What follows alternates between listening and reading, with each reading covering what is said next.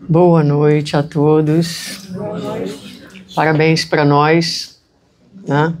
É uma grande alegria.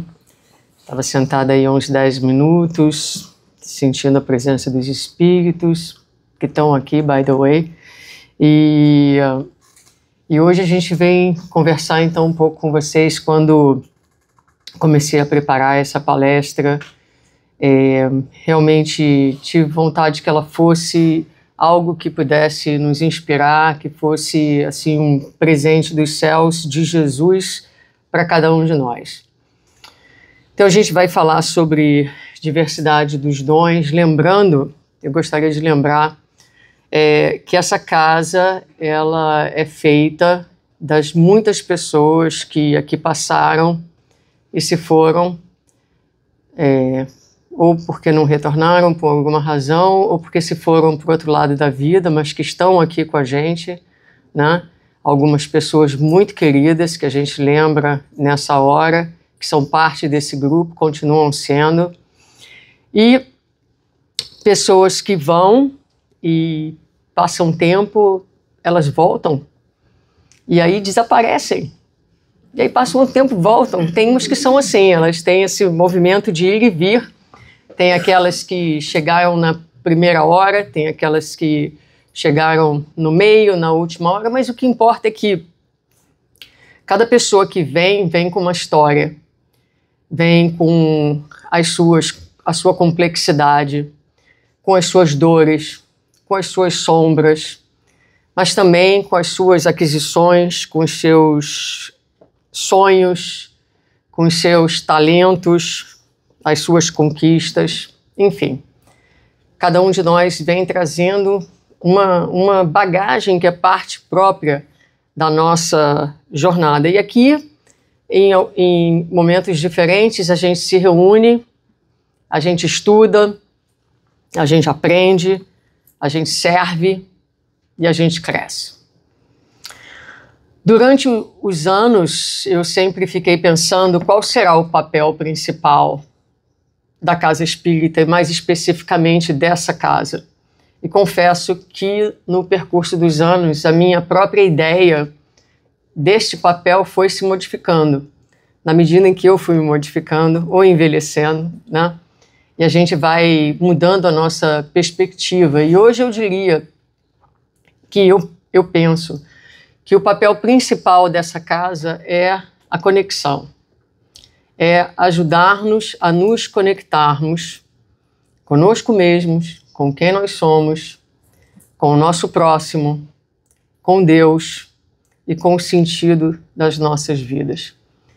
E na medida em que a gente vai mergulhando e vai aprofundando essas conexões, a gente também vai se enriquecendo de tal forma que nós somos capazes e a gente se sente mais rico e pronto para doar a vida e para servir a existência.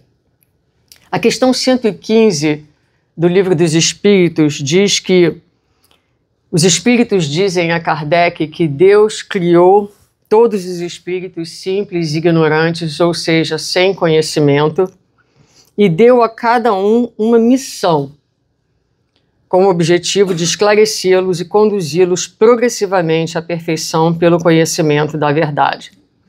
É uma questão que eu gosto muito, mas que hoje, particularmente, eu quero destacar o fato de que Deus dá a cada um de nós uma missão. Então, cada um de nós aqui tem uma missão particular e única nesse universo de Deus de bilhões de galáxias, espíritos, a gente não consegue nem pensar o tamanho de tudo isso. Mas nós encarnamos e nós temos essa missão e temos também diante de nós um número de desafios. Não está fácil viver, né? E nós hoje vivemos desafios particularmente difíceis. Difíceis para nós, difíceis para essa geração que está vindo, porque nós estamos vivendo os desafios da transição planetária, ou seja, do final de um ciclo evolutivo.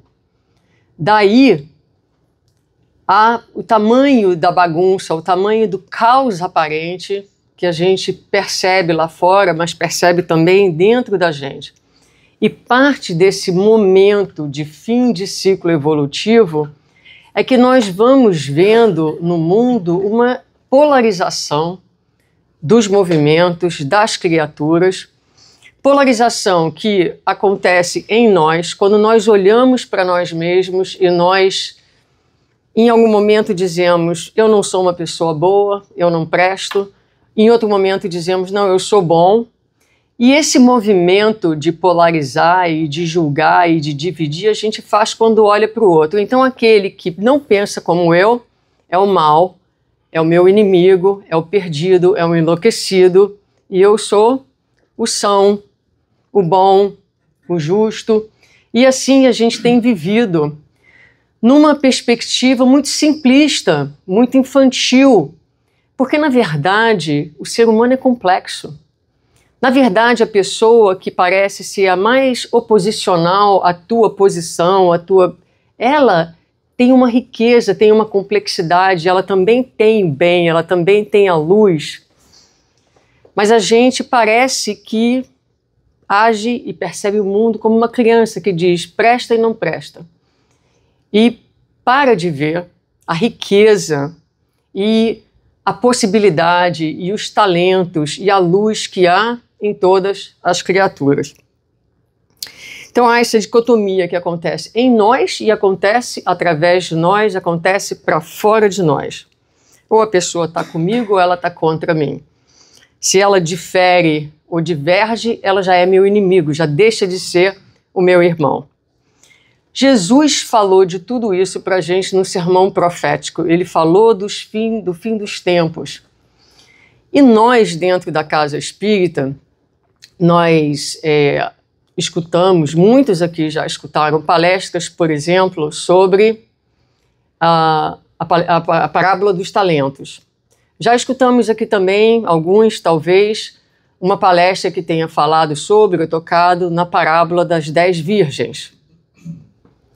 Mas quem sabe aqui, sabia até esse momento, que essas parábolas, elas são parte do sermão profético, são as duas parábolas que Jesus traz. E sabe me dizer o porquê que Jesus colocou essas duas parábolas nesse sermão profético?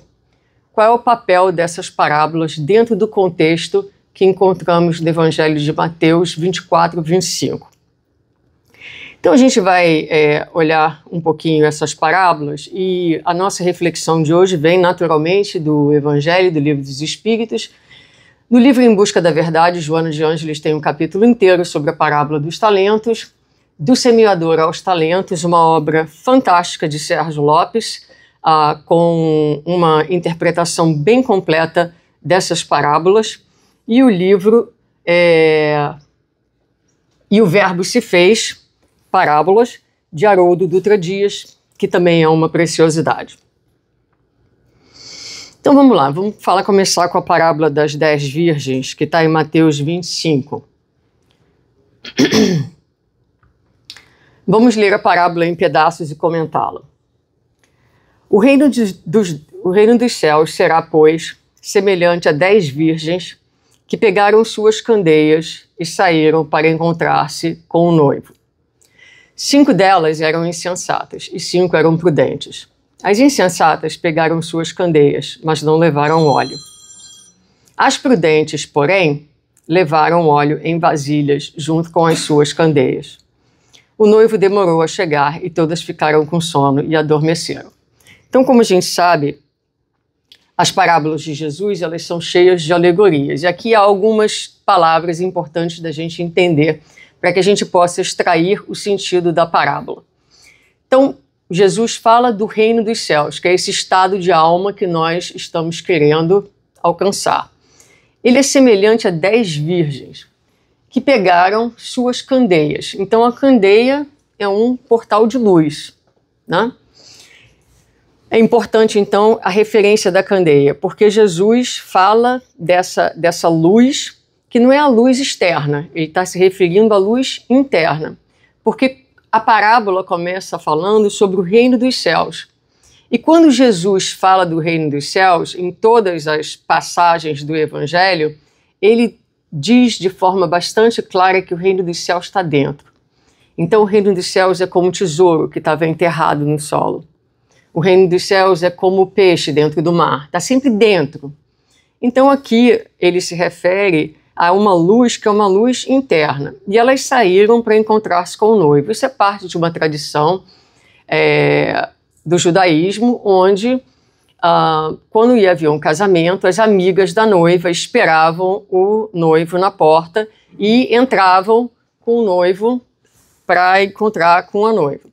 Então lá estavam as amigas, as virgens.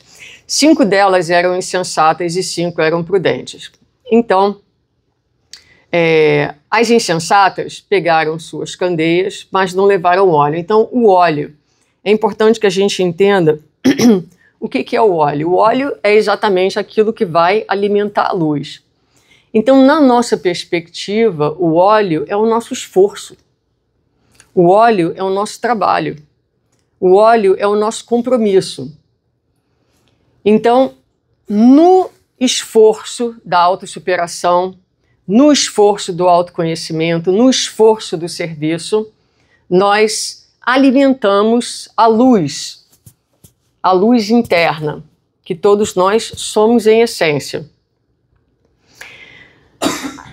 E as prudentes levaram o óleo em vasilha junto com suas candeias. O noivo demorou a chegar. Então a gente não sabe exatamente quando é que as coisas vão acontecer. Há um tempo da morte, há um tempo dos desafios, há um tempo das dores. Esse tempo nós não sabemos, nós não temos controle sobre o tempo. Aí à meia-noite ouviu-se um grito, né? O noivo se aproxima e saíam para encontrá-lo. Então todas as virgens acordaram e prepararam suas candeias. As insensatas disseram às prudentes: "Dê-nos um pouco do seu óleo, pois as nossas candeias estão se apagando." E elas responderam: "Não, pois pode ser que não haja o suficiente para nós e para vocês. Vão comprar o óleo para vocês." Então aqui é um conceito bastante importante, porque a gente está falando do acender da luz interna, né? Eu posso admirar uma pessoa profundamente, eu posso acompanhá-la, eu posso ser follow, né? Aquela pessoa, mas eu não posso pegar a luz daquela pessoa emprestada. Luz não se empresta, né? Então a luz do outro pode me inspirar, mas o óleo que vai manter aquela luz acesa é individual e intransferível.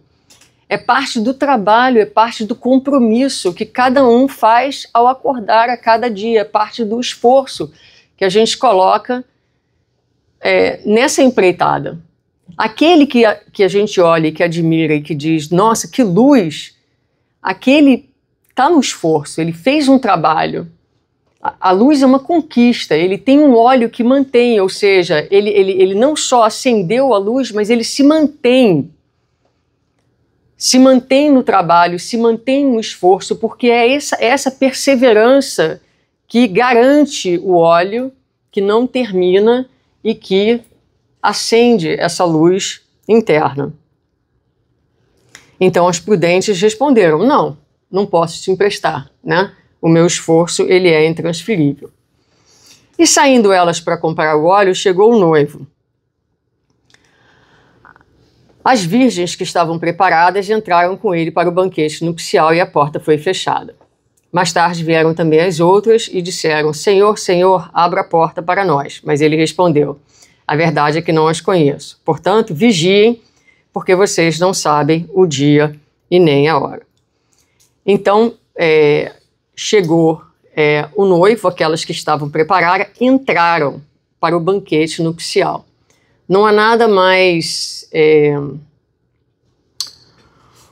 não há nada que dê mais alegria do que quando a gente supera, principalmente se supera, e faz uma travessia de esforço e chega na outra margem da autoconquista. Esse sentimento é o sentimento do banquete.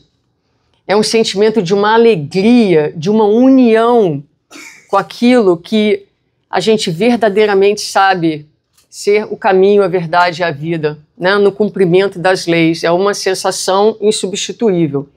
Agora, para a porta é fechada, o momento passa, e se você não estiver preparado, você vai ficar de fora.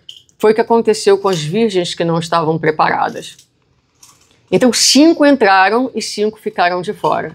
Agora, o nome da parábola é a parábola das 10 virgens. O que significa dizer que se a gente perder o barco e se a porta ficar fechada, há um novo ciclo evolutivo que vem. É um pouco pesaroso. Né? É um pouco pesaroso. Quando eu penso nisso, eu falo, gente, o que a parábola pede de nós? Vigilância. Vigiem, né? Despertem. A parábola pede consciência, porque a gente não sabe a hora dos testemunhos. Porque a gente não sabe a hora que Jesus vai vir até nós e eu estou aqui para te encontrar, mas é preciso que você faça como eu, que você carregue a sua cruz. Então a parábola das virgens, ela fala para nós da necessidade da construção dos recursos internos, de que nós estejamos vigilantes, de que nós estejamos no trabalho, de que nós estejamos de mangas arregaçadas, construindo dentro de nós os recursos que vão nos deixar preparados e prontos dentro de uma perspectiva de uma fé. Pode vir a hora que vier, eu estou pronta. Eu estou pronta para dar o meu testemunho. Eu estou desperta. Eu vivo o meu dia e os meus momentos e as minhas relações pensando no meu espírito imortal. A gente não precisa estar perfeito. A gente precisa estar desperto, né? Então, é uma parábola que fala de um trabalho interno, da construção dessa estabilidade interior, dessa vigilância que a vida nos pede. Mas aí, logo depois, Jesus faz um contraponto. A gente vai falar desse contraponto. Ele fala da parábola dos talentos. A parábola dos talentos começa dizendo: e também será como um homem que, ao sair de viagem, chamou seus servos e confiou-lhe os seus bens. A um deu 5 talentos, a outro 2 e a outro 1, a cada um de acordo com a sua capacidade, e em seguida partiu de viagem. Então aqui nós temos o homem, né, que pode ser interpretado de maneiras diferentes, mas vamos pensar que seja Deus. E esse homem, ele sai de viagem. Deus nunca sai da nossa vida, né? Deus não sai. Deus está dentro. Deus está em toda parte. Mas a lei de Deus nos dá liberdade de ação e liberdade de escolha. E quando nós encarnamos, a nossa encarnação é um projeto, é uma sociedade entre nós e Deus. E Deus, ele é o sponsor da nossa vida aqui na Terra. Então, na hora que nós encarnamos, Deus fala assim, tá pronto? Então, olha aqui, ó, vou te dar aqui uns mantimentos, vou te dar aqui algumas posses para você entrar nessa viagem. Quando os nossos filhos viajam, menino, está levando casaco? Está levando dinheiro suficiente? Né? Botou escova de dentes? Precisa de mais alguma coisa? Não é isso que os pais fazem? Tem certeza de que os filhos estão bem equipados para essa viagem. Assim Deus também faz conosco. Ele vai nos dar, então, talentos. Talentos é tudo que a gente recebe, né, para o sucesso da nossa empreitada aqui, da nossa vida. E nós vamos receber de acordo com a nossa capacidade, ou seja, de acordo com a nossa consciência, de acordo com o nosso nível evolutivo. Mas essa palavra no grego, a capacidade, ela é traduzida como dínamo. Então, como o nosso dinamismo ou a nossa força realizadora com Deus. Então, de acordo com essa força, com o nosso nível evolutivo, com as nossas necessidades, nós recebemos os talentos. Talentos não é dinheiro, talento é peso. certo? Não é um valor monetário. Na verdade, o talento ele tem um peso específico. Muito bem. O que havia... Passou? Passou. O que havia recebido 5 talentos saiu imediatamente, aplicou-os e ganhou mais 5. Também o que tinha 2 talentos ganhou mais 2. Mas o que tinha recebido 1 talento saiu, cavou um buraco no chão e escondeu o dinheiro do seu senhor. Então, o que são esses talentos, né? Os talentos a gente pode pensar em termos de experiências, as experiências que a vida nos faculta, mas nós podemos pensar em termos materiais. Nós recebemos corpo, nós recebemos inteligência, nós recebemos saúde. Há muitos talentos que nós recebemos, mas é preciso que a gente pense que também a escassez, a doença e as dificuldades são talentos que são mandados na nossa direção, para que a gente multiplique outros valores, como a paciência, como a resignação, como a aceitação, né? Como a confiança em Deus. Então, quando nós recebemos os talentos, é para que a gente, fazendo uso desses talentos, a gente possa se enriquecer, a gente possa crescer, a gente possa se tornar mais rico internamente através daquelas experiências. O que a vida espera de nós é que nós multipliquemos os talentos. Se a gente pensar em Jesus, Jesus multiplicou pão, peixe e amor. E nós estamos aqui também para multiplicar os nossos talentos. Então, quando nós olhamos, por exemplo, a Joana de Ângeles, ela vai nos dizer que todos os dons pertencem à vida, que são empréstimos, são oportunidades concedidos em formas de experiência para que se fixem na realidade. Então vamos pensar sobre esse conceito um pouquinho. De forma bem didática, a gente vai entender os dons dessa maneira. A gente passa como pais investindo um tanto nos nossos filhos, até que eles vão para a universidade. Então, quando eles vão para a universidade, a gente dá para eles determinados talentos, determinados recursos. E eles vão, estudam e voltam. Quando eles voltam, se eles aproveitaram os talentos, eles vão se formar e agora saiu de casa um guri e voltou um médico. Então, aquele seu talento que foi emprestado, agora aquela pessoa recebeu o talento, né? Como Deus nos empresta, nós emprestamos para os nossos filhos. Ele bem utilizado vai resultar em frutos, ele vai ser multiplicado. Não só agora o filho volta como um médico e pode nos dar de volta, mas ele agora vai servir a sociedade. Quando nós tiramos o empréstimo do banco, digamos que você tira o empréstimo no banco para começar uma plantação, tirou R$500, $500. E aí você faz a sua plantação, você ganha o seu dinheiro e você volta e você fez o lucro agora você tem R$1.000. Então aqueles R$500 que você tirou de empréstimo, você devolve ao banco. Mas os outros 500, o que era empréstimo, agora virou teu. Então esse é o objetivo da vida, é que a gente tome dos talentos, que são todos empréstimos, e no trabalho, no desenvolvimento, na multiplicação desses talentos, eles se tornem parte nossa. É disso que a parábola vai dizer. Então nós temos 2 servos que multiplicaram esses talentos. E o Senhor vai dizer: muito bem, servo bom e fiel, você foi fiel no pouco, e eu o porei sobre o muito. Você foi fiel no pouco, e eu o porei sobre o muito. A fidelidade, ela não é uma coisa quantitativa, é qualitativa. Quando a gente aprende a ser fiel no pouco, a gente é fiel no muito. Aprendeu a ser fiel, aprendeu a fidelidade. E eu o porei sobre muito.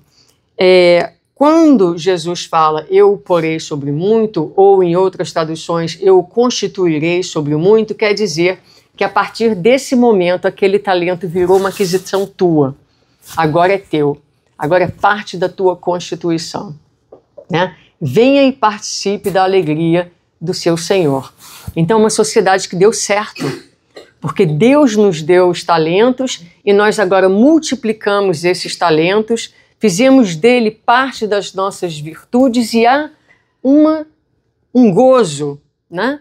Nesse cumprimento dessa missão, digamos assim. E o mesmo ele fala então para o que tinha recebido 2 talentos. Muito bem, servo bom e fiel. Foi fiel no pouco, eu porei sobre o muito. Mas aconteceu que um tinha recebido 1 talento e disse: eu sabia que o Senhor é um homem severo, que colhe onde não plantou e junta onde não semeou. Por isso tive medo, saí e escondi o seu talento no chão. Veja, aqui está o que lhe pertence. Muito bem. Então, esse servo, ele tem medo. Medo. Medo é um sentimento tão natural, né? Às vezes a gente tem muito medo e enterra os nossos talentos. A gente tem medo de errar. A gente tem medo de não ser bom o suficiente. Muita gente não começa o trabalho porque tem medo de não ser perfeito. Muita gente deixa de fazer porque não tem humildade de iniciar e de passar pela fase de aprendizado. E esse medo gera estagnação. Estagnação gera sofrimento. Então é preciso que a gente pense para que o medo não... Quando a pessoa fala, eu estava ali fora, algumas pessoas falaram para mim, não, eu vim porque a sua palestra é tão boa. Mas eu vou dizer para vocês que a minha palestra não foi sempre assim tão boa. Eu comecei em algum lugar. E o dia que eu comecei, lá com os meus 15 anos de idade, a hora que eu levantava para me falar, o sangue subia, vinha, que saía fogo pela cabeça. Era uma coisa horrorosa. E aí as pessoas falavam, nossa, como você está vermelha. E bum, explodia. Né? Ser sem misericórdia. A pessoa já tá queimando. Aí a pessoa fala, nossa, o que está acontecendo com você? Pronto, acabou comigo. Né? Mas assim eu comecei. Acredite quem quiser. Né? E hoje, se eu falo para 2, 5, 15 mil, não faz tanta diferença. Mas você tem que começar por algum lugar. Né? E eu penso que a palavra é um talento que eu, nessa vida, tive a oportunidade de receber e de desenvolver. Só que, apesar desse indivíduo ter enterrado o seu talento, veja que a parábola, todos na parábola recebem talentos. Então nós estamos numa casa espírita com pessoas talentosas e eu estou aqui para perguntar para vocês qual é o talento de vocês e o que vocês estão fazendo com os seus talentos. E eu digo para vocês, estamos fazendo muitas coisas porque essa casa com 19 anos, ela é um posto de alegria e de luz, que só existe e só é o que é pela presença e pelo talento de cada um de vocês. Mas, muitas vezes, ainda assim, a gente enterra o nosso talento por orgulho. Porque quando a criatura não quer começar o trabalho porque ela tem medo do que vão pensar dela, na verdade é um sentimento de orgulho, é uma falsa humildade. Nós precisamos começar por algum lugar. E muitas vezes, dentro da nossa família, na maneira como somos educados, os nossos melhores talentos são enterrados. Principalmente nas educações mais tradicionais, onde muitas vezes nós fomos educados para sermos aquilo que os nossos pais esperávamos que nós fôssemos. E no atender dessas expectativas, aquilo que era o mais singular, o mais único na nossa personalidade, o nosso talento mais original, que é o que está associado à nossa missão única dada por Deus, porque a nós foi dada a missão de sermos nós mesmos. Não aquilo que a minha mãe quer, não aquilo que o meu pai gostaria, mas o que o meu espírito, que a minha alma anseia, o meu talento, a minha paixão, o meu sonho, a minha identidade. E muitas vezes na vida nós estamos andando com talentos soterrados por uma educação castradora que não suporta a diferença. Mas é preciso que nós nos lembremos. Quem já foi lá em casa sabe que eu reformei o meu jardim. E perto da cerca eu tirei a grama e coloquei um tecido que cobre, né? E depois coloquei umas pedrinhas brancas, bem pequenininhas, e depois coloquei uma camada de cola para que as pedras não se mexam e o cachorro corre em cima e as pedrinhas vão para toda parte. E todo final de semana eu vou lá fora para tirar a grama que passa pelo tecido, pelas pedras, pela cola e insiste em sair. E aí eu olho para a grama e falo, da onde vem essa força? Que força é essa, criatura? Que me faz todo fim de semana vir aqui fora para tirar weed, mato. E aí eu penso comigo mesma, é a força da natureza, é a força que está dentro de você. Essa força é a força da vida, essa força é a força de Deus. Então, se um talento foi enterrado pelas circunstâncias da vida, há força em você para desenterrá-los. Então é importante que a gente reflita em qual é o nosso talento, qual é a nossa missão. Não a missão que determinaram para nós, mas a missão que a nossa alma pede. Para que ela não fique enterrada. Na questão, para que ela não fique enterrada e para que a gente não fique, então, na estagnação. Então o talento ele pode ser enterrado por medo, ele pode ser enterrado porque nós nos desconectamos dos nossos talentos, ele pode ser enterrado por aqueles que vivem na inconsciência. Então uma vida muito materialista é uma vida onde a gente enterra os talentos, ou na negligência, ou na rebeldia, né?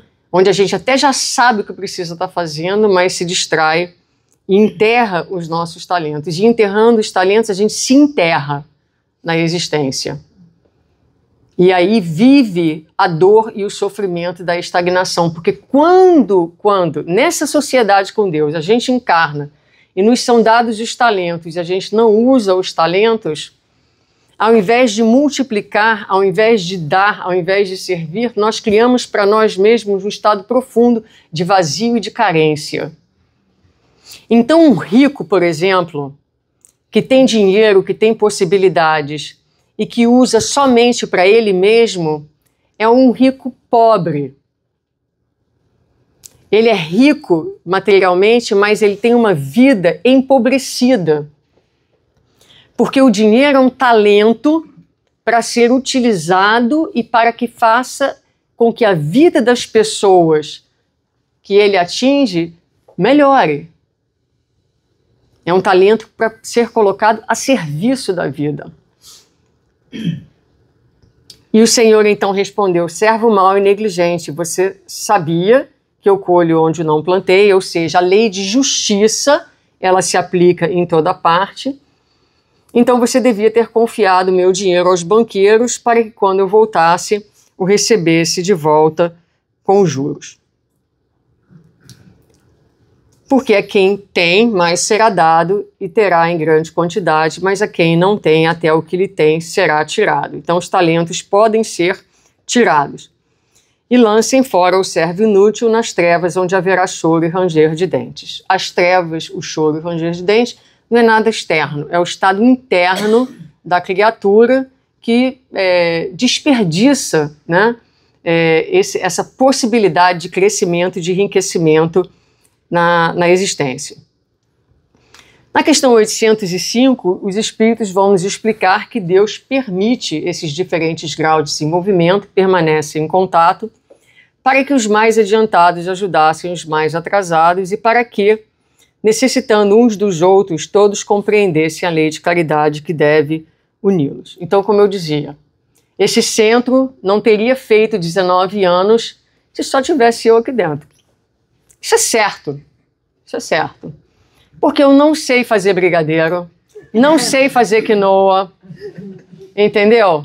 Não tenho tempo para limpar o centro. Tem tantas coisas que acontecem dentro desse centro que eu ou não sei fazer ou não poderia fazer, né? Então ele existe porque nós precisamos uns dos outros, aí é que está. Cada um tem um talento e talvez uma das coisas mais importantes que eu gostaria de dizer para vocês é que os talentos, cada um de nós recebe talentos com pesos diferentes, mas a alegria, a comunhão com o Senhor é a mesma. Contanto que aquilo que você recebeu, você esteja multiplicando e colocando a serviço da vida, não importa o que seja o seu talento. Não é o tamanho, é a qualidade, é como a gente vive, é como a gente gerencia os nossos talentos que faz a diferença, né? E dessa forma nós necessitamos uns dos outros. Então é preciso que a gente viva uns com os outros para que a gente possa sobreviver, digamos assim, e então a lei nos força a caridade, porque nenhum de nós sentados aqui é mole, né?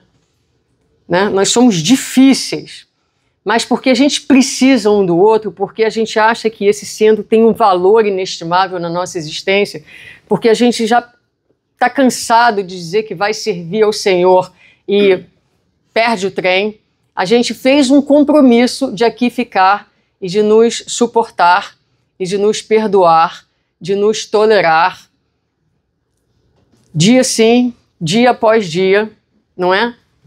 E essa é a lei da caridade, uma caridade que hoje nós praticamos, um dia nós seremos, porque caridade não é verbo, caridade é substantivo. Então caridade hoje nós praticamos, um dia nós seremos. Ou seja, hoje nós buscamos ser benevolentes, um dia nós seremos benevolência, mas nós estamos a caminho. E para a gente começar a encerrar, né, no Evangelho aqui em Mateus, nós vamos encontrar essa passagem que é bastante interessante, no item 20, onde Jesus vai dizer: pois eu lhe digo que se a justiça de vocês não for muito superior à dos fariseus e mestres da lei, de modo nenhum entrarão no reino de Deus. Então aqui ele fala de justiça. Nós entendemos a justiça no mundo atualmente da seguinte maneira: é a justiça do egoísta. Você me fez esse favor, eu faço esse favor de volta para você. Você me deu isso, eu te retribuo, né? Mas essa também é a justiça dos fariseus. É o toma lá, dá cá. Eu dou, você retribui na mesma proporção, da mesma maneira. Mas essa não é a justiça de Deus. E a gente já vai entender como é que tudo isso se encaixa no final. Essa não é a justiça de Deus. Qual é a justiça de Deus? A ideia da justiça de Deus é a ideia de uma mudinha de planta, que você coloca uma mudinha de árvore dentro do solo. Você colocou aquela uma mudinha, mas aquela uma mudinha vai dar muitas folhas e muitos frutos, e você não sabe quantas folhas e você não sabe quantos frutos. A justiça de Deus é uma justiça que multiplica. A justiça de Deus é uma justiça de abundância. Então, quando nós recebemos um sorriso, por exemplo, num dia em que nós estávamos muito para baixo e aquele sorriso nos levanta, aquele sorriso faz um afago na nossa alma, aquele sorriso faz uma diferença, você recebeu ali um talento, um empréstimo. Então, o nosso objetivo, a partir daquele momento, é multiplicá-lo, não é devolver um sorriso. A tua tarefa agora é sorrir 100 vezes. Porque você entendeu que aquele sorriso gerou dentro de você aquela experiência. Então, o que a vida pede de nós, enquanto nós vivermos nessa sociedade, você me dá um, eu te dou um, nós vamos continuar no mundo de expiações e provas. Nós precisamos tomar os nossos talentos. Nós precisamos tomar o bem e distribuir sem conta. Sem conta. Porque é dando que se recebe. Porque quanto mais a gente dá, porque quanto mais a gente distribui esses talentos nessa sociedade com Deus, cumprindo a nossa missão, colocando nas nossas tarefas a nossa cor, o nosso amor, o nosso talento, aquilo que é só nosso, nós vamos cumprir a nossa missão, nós vamos cumprir o nosso papel e nós vamos propagar, multiplicar como Jesus multiplicou. E cada um de nós tem a possibilidade de fazer isso. Então aqui, Jesus propõe que a nossa justiça, que a nossa ação, que o uso dos nossos talentos vá além do que os fariseus fazem. Não há contabilidade. Ela me fez 2 favores, eu tenho que fazer 2 favores para ela. Não é essa contabilidade. Essa é a contabilidade dos fariseus, dos egoístas. Nós somos muito mais do que isso, né? A justiça divina, ela não é mensurável, e a lógica do amor é a lógica da multiplicação, não é a lógica da retribuição. Então, quando, por exemplo, passar mais um slide aqui, Emmanuel, no livro Pensamento e Vida, ele vai dizer: o amor começa onde o dever termina. Então, eu digo para Aninha, Aninha, nós vamos ter a festa de aniversário do centro. Então, você é responsável pela cantina e você é a boleira oficial do centro. Então, a sua tarefa é trazer um bolo. Aí eu chego aqui, vocês viram aquela obra de arte ali fora? Então, vamos combinar. Isso é o uso do talento para além do dever. Naquele bolo, você não só vai sentir o gosto, mas quando você entra, você vê ali uma obra de arte. Então, esse é o uso do talento. É o uso do talento com amor, é o uso do talento que vai além do cumprir da obrigação. Quando eu entro nessa casa, quando eu entrei hoje, quando eu entrei no domingo, que vi os balões, o pessoal de domingo, o pessoal trabalhou, cozinhou também, fizeram uma grande festa. A Sherry, minha esposa, cozinhou um prato enorme. E aí, no dia seguinte, eu nem sabia disso. No dia seguinte, ela chegou para mim e falou assim: olha, o cônjuge me mandou um cartão de agradecimento. Eu falei: jura? Ok? Alguém pensou nisso. Olha o nível de cuidado. Olha a delicadeza. Olha o carinho. Olha o talento. Mas que talento! Agora imagina se no mundo, cada um de nós, trabalhar sobre esse paradigma, no entendimento de que é dando que se recebe, nós temos uma missão de multiplicação dos nossos talentos. Não importa se o mundo dá 1, dê 10, dê 100, dê de você. Porque quanto mais a gente dá, mais a gente se enriquece, mais a gente se ilumina o óleo, não é? A gente anda com aquele pote de óleo cheio. E a vida vai ficando com muito mais graça, porque o que dá graça à vida é o sentido da vida. E não importa que o mundo esteja caindo lá fora, porque quando a gente acorda, ainda diante das dificuldades, se nós estivermos como as virgens atentas e tivermos no uso dos nossos talentos, nós vamos acordar todo dia com sentido para viver. E é isso que falta no mundo hoje. As pessoas perderam o sentido de viver, mas nós temos o sentido de viver. E por que Jesus põe então as 2 parábolas juntas no contexto dos fins dos tempos? Porque é chegado o fim dos tempos e é preciso que nós tenhamos esse contraponto do trabalho portas adentro de nós mesmos, dentro da construção do reino de Deus em nós, e estejamos prontos para servir ao mundo.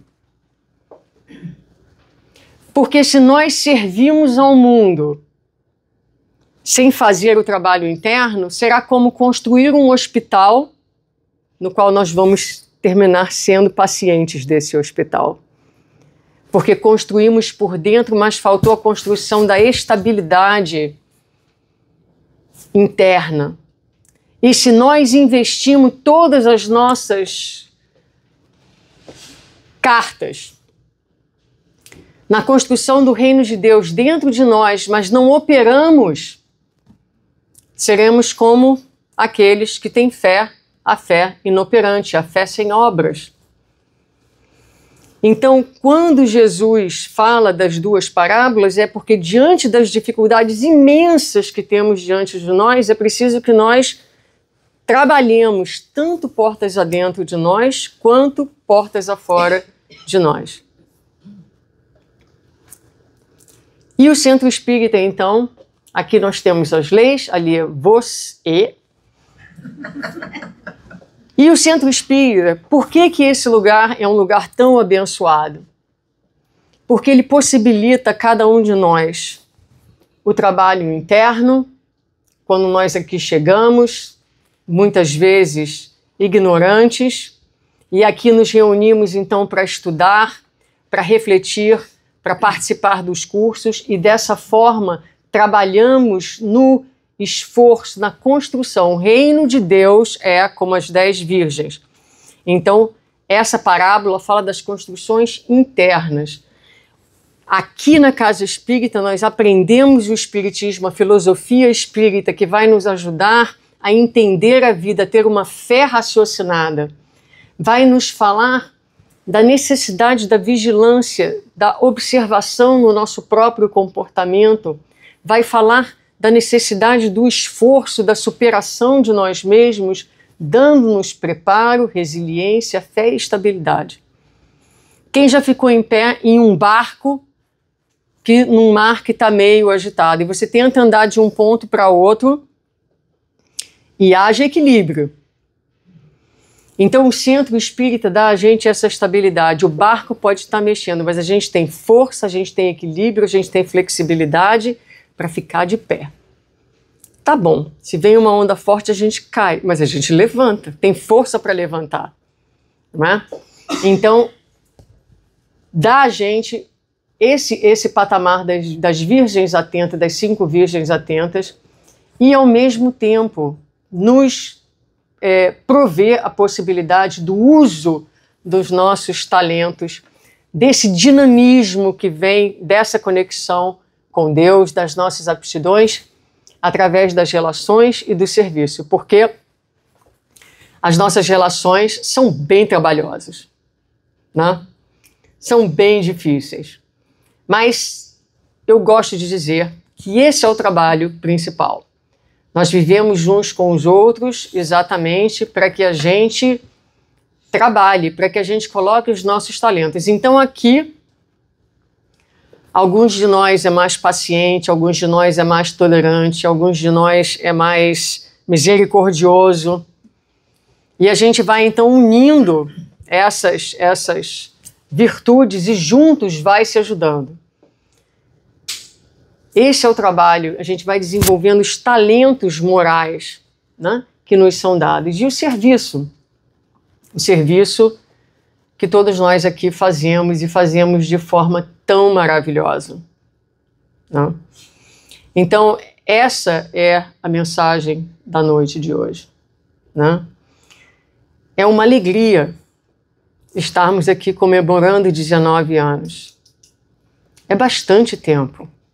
É bastante tempo.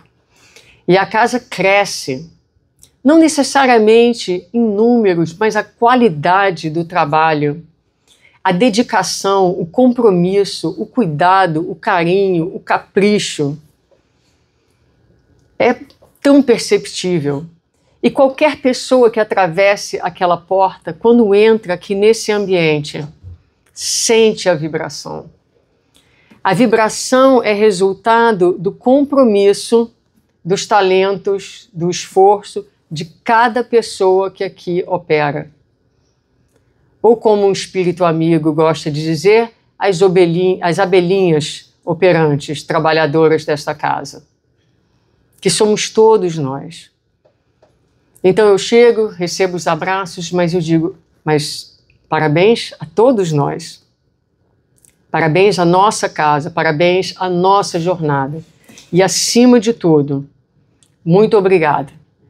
Muito obrigada a cada um de vocês que estão hoje aqui conosco, que estão participando do centro, seja na condição de amigos que acabaram de chegar, de pessoas que estão visitando, que vêm, sentam, escutam, ou de muitos de vocês que aqui estão operando, muitas vezes silenciosamente, muitas vezes cada um de nós faz trabalhos que não são necessariamente vistos ou reconhecidos, mas o mais importante de tudo é quando a gente chega em casa no final do dia, põe a cabeça no travesseiro, né? E diz: eu fiz, eu dei a vida, eu dei ao centro, eu dei à casa o meu melhor. É só isso que Jesus espera de nós. E para aqueles que ainda não são trabalhadores, tem mais de 19 anos aí para frente, pode vir que tem trabalho. Um abraço e muita paz.